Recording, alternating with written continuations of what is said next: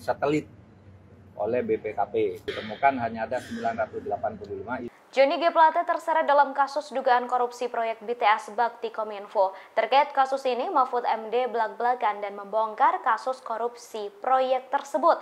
Mahfud MD mengatakan anggaran yang dikucurkan pemerintah mencapai 28 triliun rupiah untuk membangun 4.800 tiang BTS Bakti Kominfo. Kemudian pada 2020 hingga 2021 anggaran yang sudah dikeluarkan mencapai 10 triliun rupiah. Namun Mahfud MD mengatakan pengadaan barang terkait proyek BTS tidak berwujud hingga akhir 2021. Dari 4.800 tiang yang akan dibangun, Mahfud MD menuturkan hanya ditemukan 985 tiang. Lebih mirisnya lagi, 985 tiang dari ribuan yang dianggarkan kondisinya tak berfungsi alias mangkrak. Mahfud juga memastikan tidak ada politisasi hukum terkait penetapan tersangka Johnny.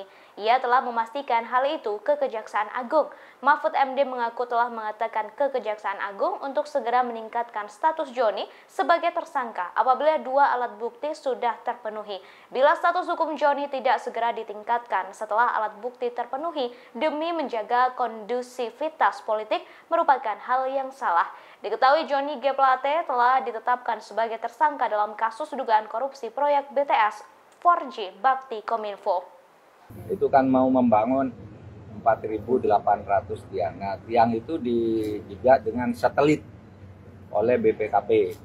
Nah, ditemukan hanya ada 985, itu pun semua yang dijadikan sampel tidak ada, hanya barang-barang mentah mati gitu yang tidak ada gerakan sinyal yang bisa dioperasikan. Artinya mangkrak ya Pak?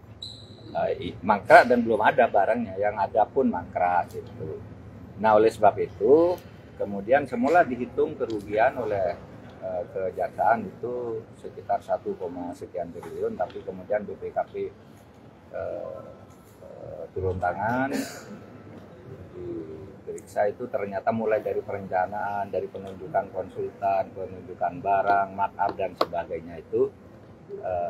Nah, itu yang kemudian dijadikan alasan. Mari kita berpikir positif saja. Ini tidak mengarah ke partai, tapi tindak pidana, dugaan tindak pidana korupsi yang nanti bisa dinilai secara terbuka di pengadilan. Gitu.